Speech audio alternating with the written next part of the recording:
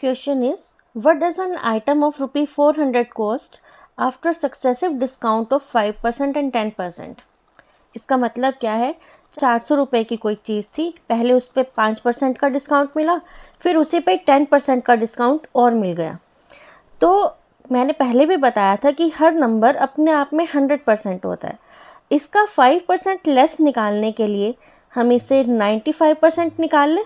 400 का 95% वो जो आएगा 5% लेस करके, यानी 95%, फिर उसमें से भी 10% को लेस कर देना। अब उस 10% को लेस करने का मतलब क्या है, जो नंबर आया वो अपने आप में 100% है और उसका भी हमने क्या निकाल दिया, बाद में 90% निकाल दिया।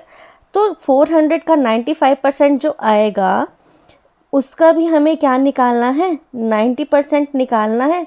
तो हमें 5% और 10% के सक्सेसिव डिस्काउंट्स मिल जाएंगे। सिंप्लीफाई करते हैं इसे।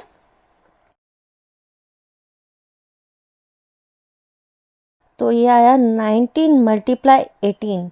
19 को 18 से मल्टीप्लाई करने पर आएगा 342। अब इसमें एक चीज़ और आती है, क्या पहले अगर 10% का डिस्काउंट दे फिर 5% का डिस्काउंट दें तो क्या सेम रहेगा?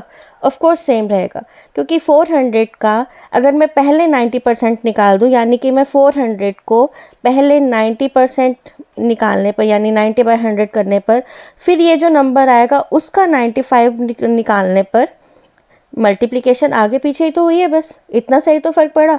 और मल्टीप्लाई को में नंबर्स को आगे पीछे करने में कोई फ़र्क नहीं पड़ता, तो आंसर इसका भी सेम आएगा 342।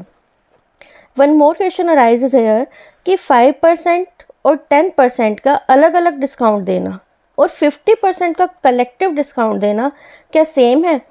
क्या मैं 400 का 85% अगर निकालूं, यानी 15% डिस्काउंट दिया, तो मेरे पास क्या बचा, 85% ही तो बचा ना।